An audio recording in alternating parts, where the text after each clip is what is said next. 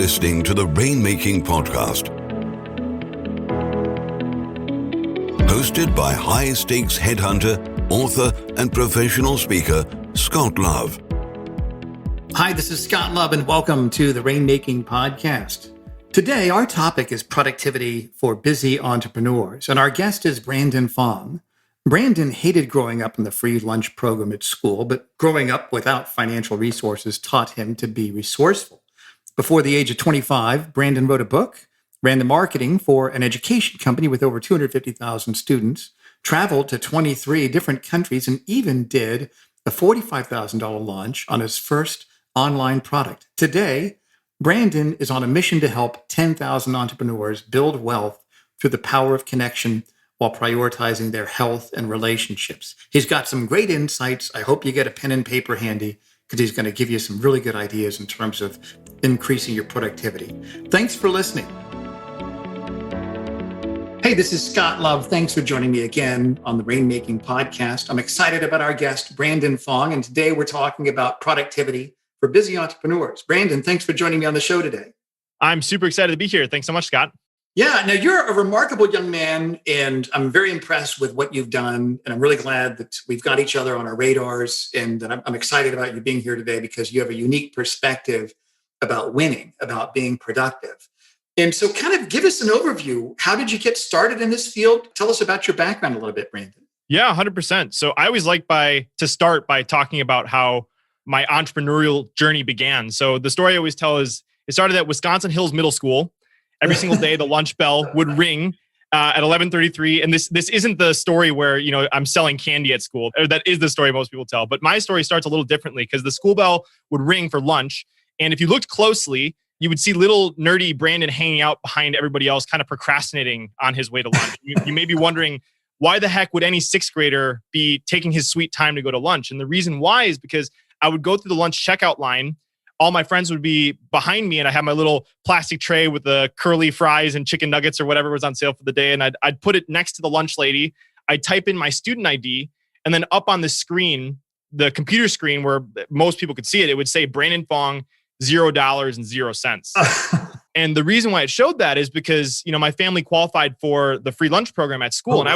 I was super embarrassed, I would try to I would try to hide my friends from seeing it. Some days I would hide out in the bathroom and all that kind of stuff. And back then I was super frustrated that we didn't have the resources. But as my parents taught me, and as Tony Robbins teaches, to be successful, it doesn't require resources. It requires learning how to be resourceful. Right, and right. One of the things my parents taught me from the very beginning, I'm super blessed, is the power of connection. And they would actually let me skip school when I was 16 years old to go to networking events.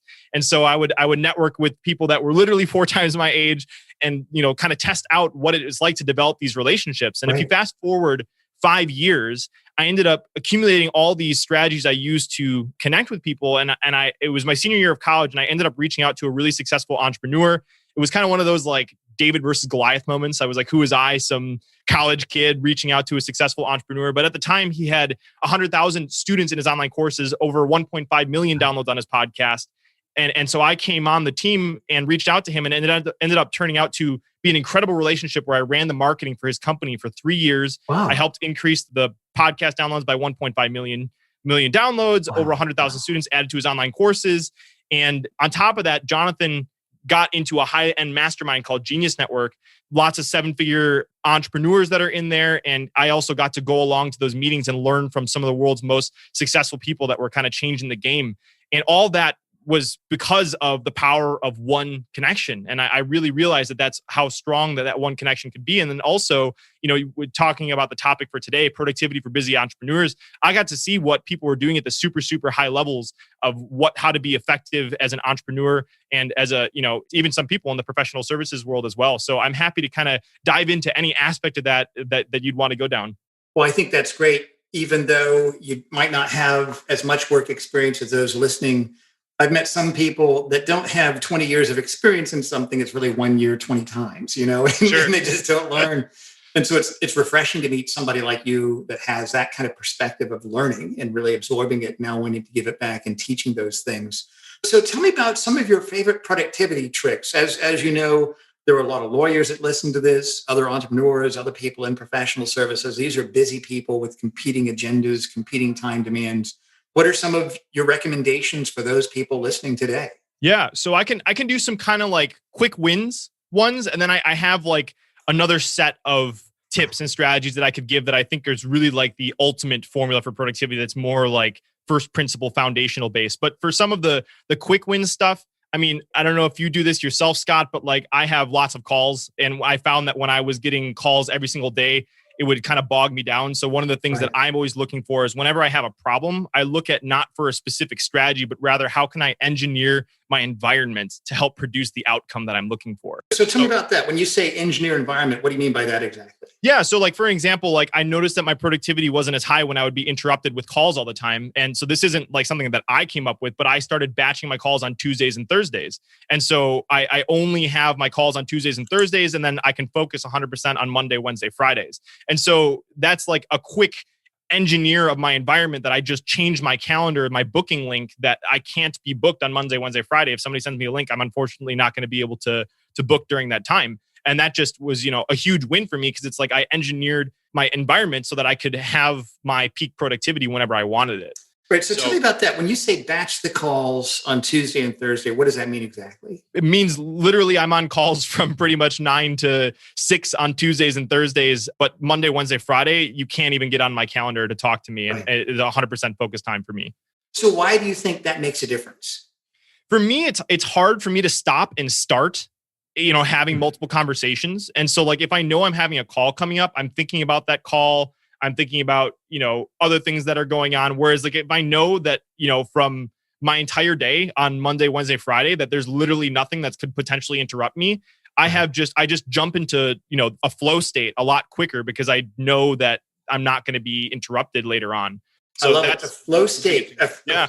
Let me kind of drill down on that a little bit. When you say a flow state, what does that mean exactly? To me, it's like the peak level of productivity where time just the cartoon where you see like where they're showing the passage of time and you see like the calendar flipping. Like that's how it is for me. It's like when I'm in flow, I don't even realize that hours have passed, when I'm 100% focused on things. And another thing that I do is I make sure that I plan my days ahead of time, so I know 100% what I'm going to be doing during that day. And I have a whole other spreadsheet that I use that's probably a little maybe too nerdy and kind of hard to share via a podcast when you can't see it. But like I'm always looking at determining the highest value activities that I could be focused on, and then blocking out any distractions that would prevent me from focusing on those particular things. Okay, so let me kind of go into these two things that you just mentioned: planning your days in advance, and then looking at highest value areas? Yes. So let's say that somebody on this listening to the show is looking at their calendar. What do they start with? Do they start with the most important items? Do they start with the most complex ones, the shortest period of time, the longest block of time? What do you think they should start with? Yeah. So the way that I look at it is I'm always trying to optimize for learning, right? So like the more learning cycles I can have, the faster I can learn. I'll explain what that means in a second. So like I plan my week in 2-week increments. And so at the beginning of every single 2 weeks, I have a exercise I go through that I call my sprint charter. And I ask myself, what's the overarching theme of these 2 weeks? Why is it important? And I kind of journal on, if I were to forecast 2 weeks from now, and, what would I have to have done that made me feel like I made progress both personally and professionally? And so I'll write down usually like only 3 to 5 things that I want to, big needle movers that I want to accomplish over the course of 2 weeks. And then at the end of those 2 weeks, I ask myself, what worked, what didn't work, and if I could do this over from scratch, how would I do it better? And so great. What I find is that, so many people I used to set goals, once a year, or I would set them quarterly. And I found that like, you get started, but then you kind of lose momentum. And I find that by hitting the reset button every 2 weeks and asking myself these big questions, like what is the most important thing to be focused on right now? Sometimes we get so caught up in the day-to-day, we just are running around and we don't even realize that we're doing things that we shouldn't be doing. And so it didn't quite answer your question as far as like how could people organize, but I think, establishing some form of a process where you're setting yourself up to learn from what you just did is critical, because otherwise you're just going to keep repeating the same mistakes over and over. Yeah, you're absolutely right. And so what did you call it? You called it a sprint what? I call it my sprint charter. So it's like a charter of a project of over the next 2 weeks of what I want to focus on. Right. So those are the 3 to 5 big needle movers. So you start with that. So are you looking at a 2-week block in your calendar? Is it every other week, or when do you normally do this? It's every 2 weeks. So like this sprint right now, we're recording it, so I'm going to kind of date the episode, but this sprint started yesterday and it ends on the 15th of November of this month. Okay. So yeah, hopefully that answers that. That's great. I love that. What worked? What didn't work? What would I do differently? Do you document that anywhere? Yes, I'm kind of like a fiend for documenting. When I say I have my focus days, like I track what I do every hour. So it may sound a little bit crazy, but like I could go back 3 months from now and I could tell you what I was doing, on a Tuesday. And so I'm constantly, not only do I do these 2-week blocks, I also do it at the end of every single month. Like what were the biggest takeaways that I had over these 2 months? What worked, what didn't work, and what do I want to do moving forward? And like I said, I just find that we fall into this time vortex and we don't even realize what had happened. And to me, it's just so critical to learn from what you've been focused on and make sure that you're setting yourself up for success in as many ways as possible. Got it. Okay, that's great. So I like it. You look at the highest value, you look at those 3 to 5 big needle movers every 2 weeks. And that's your sprint charter. What worked, what didn't work, what would you do differently? I like what you said about batching your calls, or I would assume, do you batch similar calls with similar calls? Like in the morning, you're going to do outreach. In the afternoon, you're going to do follow-up. You usually do that on Tuesdays and Thursdays? So most of my calls, like that's another productivity thing, is like if your audience isn't currently using like a scheduler, that's like a pretty simple thing that you can do. But like most of those calls, none of them are really outbound. It's mostly like I have a scheduled call at 10:30 with somebody. And so I don't usually batch that granularly on as far as like the topic of the calls.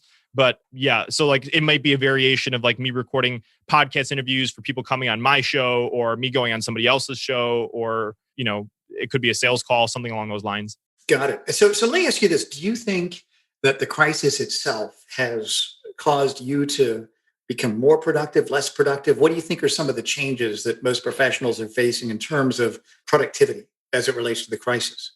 Oh man, I can speak to myself because like, I'm kind of a digital marketing nerd. Like I've always been remote. So like, this is nothing different for me, except for the fact that I don't get to go to a coffee shop. So it's funny because I spent the last year, all of 2019, traveling all over the world with my wife, and people make fun of me now because it's like I went from doing that to like I'm literally a hermit because it's like what else could you do right now? So I think the climate has definitely changed. I'm very excited for what's happening in the future because we're seeing lots of innovations on how things are going to be done, as far as like even an example of like virtual events. Like there's a big difference between hopping on a Zoom call for 6 hours and like these experiences that people are creating right now. So I think the world is going to start creating more of these hybrids of like, you'll have in-person events when things go back to normal, but then you're going to start to have these hybrids where it's like people can join from anywhere in the world and they're creating these experiences. I don't know if you saw Tony Robbins did his like Unleash the Power Within. He bought this, like, I don't even know how to describe it. It's like a 360, like 1 to 2 story screen of like people on Zoom. And so it's this like mini stadium he created that can do these virtual events. So, it's kind of a tangent, but I think there's going to be lots of really cool things that are going to help people be more effective at home and understand that the work-life balance of also of like working at home and how you can also make sure you're still being productive. Right. So let me ask you this then, Brandon, as it relates to interruptions. Let's say there's somebody listening to this that says, this is great, but my day usually changes halfway through it based on the demands of my clients. How do you think they can still feel a sense of control and still stay productive in spite of working in a reactive type business? Yeah. You can correct me if this is not like the best way to take this, but I think part of that also too is like training your clients on how to deal with you, because it's like if you allow your clients to interrupt you at all times, and yeah, there are certain moments where it's going to be fires that you're going to have to put out and they're really, really important. But I think lots of it is like being upfront about like your engagement with them and understanding what's appropriate and what isn't appropriate. And I find that if you don't set that in the very beginning, people are just going to end up walking all over you because you never set it up the boundaries to begin with. And so I think that's probably the most important thing when we talk about engineering your environment. It's a discussion in the very beginning to make sure that everybody's on the same page as far as what is the most effective way to communicate with me and how I can help you the most. Right. So what do you think professionals can do to get in that flow state? Besides some of these other techniques and tactics that you suggested, is there anything else that we should keep in mind about getting in that state of flow? Yeah, there's a lot I can go into right here, but like I think the most important thing, and we were talking about this before we started recording, but there's this one of the entrepreneurs I follow very closely. His name is Dan Sullivan. He created this company called Strategic Coach. He's one of the top entrepreneurial coaches in the world, and I may have said some things that already came from Dan. I don't know because I follow his stuff so often. But he has this concept called unique ability, and the way that I kind of like to explain it is like there's like 4 quadrants as far as like what the abilities are that we have. We have the top left, which is our unique ability. And these are things that we are super passionate about, that we want to get better at all the time. You know, time passes by super quickly. We love doing them. And the top right quadrant is things that you're excellent at. So these are things that you're above average at, but they're not like the unique ability. Like you probably wouldn't be obsessed with getting better at them. And the issue that so many people have is they get stuck in the excellence trap. Right? Like you're doing these things that you're good at, that people know that you're good at, but they're not that unique ability quadrant, right? And then the bottom left is things that you are competent at. And then the bottom right is things that you are incompetent at. Like we all have these things that we're super, terrible at. and so I think unique ability plays a huge part in getting into flow, because it's like you can really only get into flow if you're focusing on unique ability skill sets and like unique ability tasks. Whereas like if you're spending a lot of time on things that you're incompetent at, you're not going to get into flow because you're hating every second of it, right? Right. And so the clearer you are on your unique ability, the more you can construct a team or work with people that fill in the gaps on what your unique ability does not contain. So the crazy mind-blowing part for me is like, oh my God, the things that I am incompetent at, that is somebody else's unique ability. And so you can really have exponential growth if you learn how to partner with people that are in their unique abilities. And so there's this concept that Dan and my friend Benjamin Hardy just wrote another book called Who Not How. And I think that's so important too, is because like us as, busy entrepreneurs, we're constantly asking ourselves, how can we do this? How can we figure this out? How can we accomplish this goal? When really the solution may not be how, but rather who is in their unique ability that can help me do this, or who could I delegate this to? And that's really what I think is the key to getting into flow, is understanding your unique ability and the process of developing relationships with people that can help complement you and have true exponential growth. That's great. And I think that takes a lot of wisdom and self-awareness for people to really understand and assess what is their unique ability, and just having the humility to say, these are things I'm incompetent at. These are things I need to hire staff to kind of shore the gap, so to speak. 100%. So any other productivity tricks or techniques that you think people can take away from you today? And I've got some other questions I wanted to talk about as well. I mean, I have some like rapid fire ones. I don't know how I guess like if for a computer, like I'm on my computer all day. I don't know how relevant that is for your audience, but like a really quick win is you can increase your mouse tracking speed if you want, like instead of dragging your finger across your trackpad to get to where you want to go, there's a quick setting. You can turn that up. Some of my favorite tools, video speed controller. That's a Chrome extension. If I talk fast, it's because I listen to all my stuff on 2 to 4 times the speed. Right. So if you're watching a video that's like kind of going on and on, you can kind of skip through. That's a Chrome extension. Well, I do that with podcasts and other audio programs. Well, I listen to it 1.5 times with the person speaking, just to kind of get to the point. Yeah. But the video speed controller is super nice because it's like any video you're watching online, it allows you to toggle that really, really efficiently. So like that's like. And I didn't mean to interrupt you, but you said that's a Chrome extension?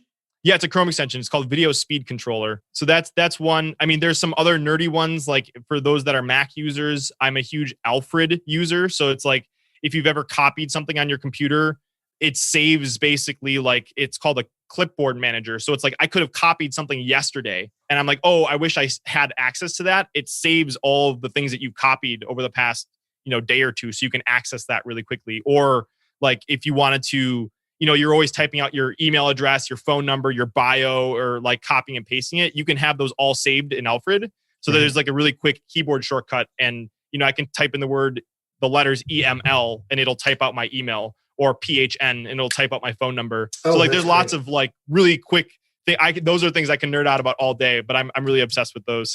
What about any ideas, any suggestions for managing email or communications, any other sort of communications with other people? Any other suggestions in that regard? Yeah. So for me, I might be a weirdo on this, but like I try to spend very little time on my phone. And so I turn off all notifications on my phone. So like including text messages and emails. And like I check my email. I intentionally, this is something, another environment and engineering thing that I think it came from Tiny Habits or James Clear's book, Atomic Habits. But it's like if you want to enforce a behavior, you have to make it easier to do. And if you want to, break a bad habit, you want to increase the amount of friction. Right. And so for me, when it comes to communication, like that's one thing I try to do is I always try to batch as much as possible. So that's why I have no notifications, because it's like I'm not getting distracted. I'll check my phone on my own time, and then I'll respond to people when I need to. I mean, there's another Chrome extension for the Gmail users out there. It's called Gmail Inbox When Ready. It's like when you open your email and you need to send one email, but like you see your inbox and like you have all these new messages, that Chrome extension blocks it. So you can't see any of your inbox. Oh, wow. And so you can just quickly compose a new message and send it, and, not get distracted in your vortex of your inbox, and you can open it up when you're ready to actually tackle it. So hopefully those are some suggestions people can use as well. That's a great idea. So tell me about the magic connection methods. What does that mean, Brandon? What is that concept all about? Yeah, so this actually ties back into what we were talking about with the ultimate form for productivity, right? Is understanding your unique ability, understanding the concept of who, not how. And the magic connection method is a process that I've created for helping people to get those relationships, to get those connections, to help with filling in the gap in your unique ability or connecting with people that have the resources. And so, I mean, this is the whole topic in and of itself. So I can give a kind of a high level overview of what it is, but this is basically what I've learned from, the years of connection, learning how to connect. It was that email that I initially sent to my mentor, Jonathan. I managed Jonathan's email list with over 100,000 people. And so I've literally sent millions of emails. Like, it's not that hard when you have an email list of over 100,000 people. And so I figured out after a while of like what makes people respond and how to develop a relationship in a genuine way. So the very first part, there's a 3-part formula, very simple. The first part is called the hook. The second part is called the irresistible offer. And the third part is called the no-oriented question. And I don't know about you, Scott, but like I can open up my LinkedIn right now and I have probably over 100 LinkedIn connection requests that have people that are just copying and pasting, spammy or like bots. And like, it's just like kind of disgusting, right? Like, right. And so the very biggest mistake that I see people make when they send any form of written communication is that they make it 100% about them, right? Like, hi, my name is Brandon Fong and I've done blah, blah, blah, blah, blah. I work for blah, blah, blah company. And at this point, it's like, you don't even know why you should care yet, right? So the first part of the magic connection method process is you take the time to, like, if you were establishing a genuine relationship, people just kind of forget sometimes when it's online, but like, I'm going to take the time to, listen to your podcast, listen to content, talk about your company, things that I found incredibly cool about what you're working on, or a compliment, or maybe if there's a mutual connection that we have, or if I've gotten results from your podcast, like listening to all the incredible guests that are on here, something I would look at if I were sending a message to you. So that's the first part is how do you make it about them? How do you add value to them? And it's highly customized, and that takes time, right? Yeah, it does take time. And like, people don't like that. But like, if you want to establish a real relationship with someone, you can't copy and paste the same message. Right. It's just, I hate to break it to you. So very customized, you're right. And then the next part is what I call an irresistible offer. And I didn't come up with this. You see this a lot in the marketing world, but there's a big difference between an irresistible offer and a regular offer. And the way I like to explain an irresistible offer is like, if somebody were in the Sahara Desert and they were dying of thirst, you don't have to write them a sales page or send them a sales pitch on the bottle of water you're holding. Like, you just need to you show it to them essentially, right? So like, how can we get our offers to be that level of value to the person that we're reaching out to? And so this again takes a lot more thought of like, what is super valuable to this person? Do I have valuable connections to them? Do I have experience that could help them grow their business or their practice or whatever it is? And how can you package it in a way that makes it easy for them to say yes, and so that they have a lot to gain from responding to you? Right. So that's the irresistible offer. And then the last part is called the no-oriented question. And so I didn't say this in the beginning, which I should have. The whole goal of this first message is to simply to get them to respond to you. And I find that many people online, they try to do way too many things. They'll try to get you to book a call. They'll try to get you to check out a website or download this PDF. And like, at this point, you're just trying to establish a relationship. So you just want them to lean in and say, yeah, I would love to, connect and find out more. So that's the whole goal of this first part. So at this point, we've shown that it's 100% about them. We've created something that's insanely valuable to them. And the last part is just to get them to respond. It's the no-oriented question. And I learned this from Chris Voss. who I'm assuming is, I mean, Scott, I know you and I are both like negotiation nerds, so maybe your audience has heard this stuff. But Chris Voss, for those of you who don't know, he wrote the book called Never Split the Difference. And he was an ex-FBI hostage negotiator. So this is the dude that's called when there's some crazy guy in the bottom of a bank with several $1 million and like a bunch of hostages, and he's about to blow up the place. Like, what do you say to get that guy to stop doing that? And so I had the opportunity to learn from Chris from the book, and I actually got to meet him briefly. But like, one of my favorite concepts that he teaches is something called the no-oriented question. So the way I explain it is like, we always have a finite amount of yeses that we can give in a day, right? So every time we say yes to something, it means we're giving away our time. It means we're giving away our energy. It means we're giving away our money, our effort, something, right? Right. And so we're inherently protective of the amount of yeses that we can give away. But at the same time, saying no is very comfortable, right? Like we feel secure. And so most people, they're trying to be super pushy and say, can we move forward with this or whatever it is? Whereas a no-oriented question gives them the power and allows them to lean into you instead of you forcing it on them. So instead of asking, are you interested in this? A no-oriented question would be, would it be a bad idea if I sent you over some more information on this? Or would you be opposed to me following up with you in 3 months? Or would it be ridiculous if I did blah, blah, blah, blah, blah? And you can do a yes question. I've tested it, but I found that no-oriented questions work better to get people to lean in. And let me ask you a little bit more about this, Brandon. That's really interesting to me. Would you be opposed to me reaching out? Or so what would be other examples of the no-oriented question that you've used? And so as an example, if I'm talking to a podcaster and it's like, I came up with 3 specific topics I know your audience would love, and I put together a Google Doc that has this customized for your audience, would you be opposed to me sending it over for you to check out? Or would it be a bad idea if I sent that Google Doc over for you to check out? They usually start with, would it be a bad idea if, or would you be opposed to, I use that a lot for following up with people. Like, it seems like you're super busy right now. Would you be opposed to me following up with you in 3 months from now? Yeah. It's funny because when you and I first connected, I think the way you reached out to me, somebody that I don't know, I mean, I'm not saying that you don't have value. It's just that if you don't know people tend to be guarded. They have walls up. They have people chasing after them all the time. And I like the way you reached out to me. Would you be opposed to me circling back on this in a few months to see if you're less busy?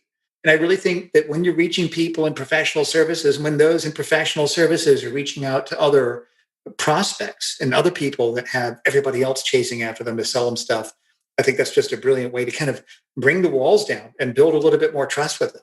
Yeah, 100%. And the example that, I mean, people are just busy. Like you think that they don't respond, that they like hate you or something like that. Your mind jumps to that. But chances are that, I mean, they're just focused on other things. And so if you can gently remind them in a way that is relevant to them, I think it's really powerful. And something that Chris gives in the book, he says that this always gets responses. And I've tested this a little bit, but it's like, have you given up on this project? Like if you're responding on it, and that's it. That's the whole email. Have you given up on this project? And like, you think about your gut reaction to that. If it was something that you actually did want to move forward with, then you would respond and say, no, I haven't given up. I've been, blah, blah, blah, blah, blah. Or another example of a no-oriented question is, Scott, it seems like, maybe you weren't the right person to reach out to. Are you not the right person to talk about this for? Right. And that's another important thing too, because it's like, maybe you did send an email to the wrong person. And so their response to that is, yes, I am the right person. Thanks for following up with me. Or no, I'm actually not the right person, but let me introduce you to my colleague that can help you. Right. So lots you can do with there. That's great. Brandon, you've got some great ideas. I would love to have you back on the show. As we're kind of winding down our interview, tell me about 7-figure millennials. And then I'd love to hear about some of your action steps that you'd recommend people take. So tell me about 7-figure millennials. What's that? Yeah. So, I mean, this kind of came from my experience working with super high-level entrepreneurs. And I'm sure everybody knows this story.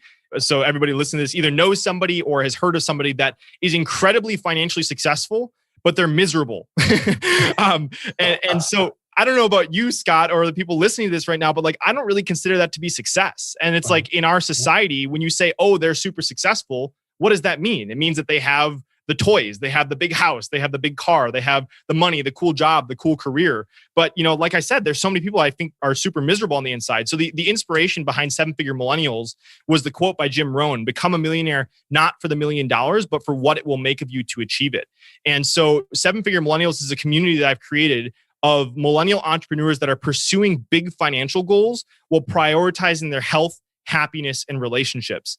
And so I'm on a mission right now to change the global conversation around what success means for millennial entrepreneurs. And like I said, it's just a community of people that are all supporting each other and pursuing big financial goals, but with the understanding that there are things that are definitely more important to the definition of success than what our society typically talks about. You're absolutely right, Brandon. That's great. How would you summarize this in 3 action steps? What are 3 things people can do in terms of actions to kind of integrate some of the ideas that you brought to us today? Yeah, I mean, I think the first thing is one of my favorite books, and I talked about it before, is Unique Ability 2.0. So if you search that, it's based on a concept by strategic coach Dan Sullivan. But like the clearer you are on unique ability, that's really the secret to any form of productivity. Because it's like if you're spending time on things that you're not or unique ability, you're kind of not being as effective as you can. And so getting clear on your unique ability is a huge action step that I think people can take. The second thing is understanding then once you've identified the unique ability is the whole who, not how thing. Like if you're struggling with something, maybe the question isn't how the heck can I do this? It's who can help me do this, or who is better at this, or who, So the first thing is unique ability. Second thing is who, not how. And the third is what we talked about, the magic connection method. It's like once you've identified unique ability, now you know how a process I've shared a super high level of how you can begin to form those relationships in a genuine way. And I think that's really the key to exponential growth is understanding those 3 components. That's great, Brandon. We're going to put your links to your contact information and everything else you have. We're going to put that on the show notes. So those people that are listening, they can go to the show notes. They'll be able to reach out to you directly. But what are some of the menu of offerings that you would like for people to know about that they could reach out to you and talk to you about in terms of services that you offer? Yeah. So if you know somebody, if you're interested yourself in the 7-Figure Millennials group, that's a completely free Facebook group. And so that's like a great way to get started. I do have the book, The Magic Connection Method, if you want to learn step by step. And I have a little bonus gift we can talk about to your audience after. Or actually, I can just bring it up right now instead of going all over the place. Sure. I put together a bonus for the Rainmaking Podcast listeners. So if you go to bfo.ng/TRP for the Rainmaking Podcast, and just for an explanation, my name is Brandon Fong. So it's BFO, like BFong, bfo.ng/TRP. And that will take you to an area where I put together some bonus for you. If you're looking at implementing the Magic Connection Method, I thought, what would be the most valuable thing I could give to your listeners? It was an irresistible offer, right? And so what I did is I created a thing called automatic emails. And so what I did is I wrote samples of 20 or 30 different hooks. I don't remember how many I wrote. 20 or 30 different irresistible offers, a few examples of no-oriented questions. And so people, if you know how to copy and paste and modify these to fit your best interest, then I created that for you guys. And this is a product that I normally sold, but I want to just give this to you guys. So if you go to bfo.ng/TRP, I'll make sure to get you guys some bonus training there. But besides that, I typically work with high 6-figure and 7-figure entrepreneurs, helping them optimize their marketing and specifically create more connection. And I think that's what we're all starving for, especially during these times. It's like, we just want more connection. So that's what I specialize in, is helping entrepreneurs to integrate connection with either getting more clients, more strategic partnerships, or also optimizing their email list to make sure that people are leaning in and actually saying, yes, I'm interested, and sending them up into your sales process. So that's great, Brandon. Whole bunch of different ways in there. Well, thanks so much for the generosity of your content and your wisdom. I hope that you get a lot of calls and reach outs from people that are listening to you, and we'll certainly bring you back on the show in the future, Brandon. Thanks so much for being on the show today. Thank you, Scott. It's been a blast. Thank you for listening to the Rainmaking Podcast. For more information about our recruiting services for international law firms, visit our website at attorneysearchgroup.com. To inquire about having Scott speak at your next convention, conference, sales meeting, or executive retreat, visit therainmakingpodcast.com.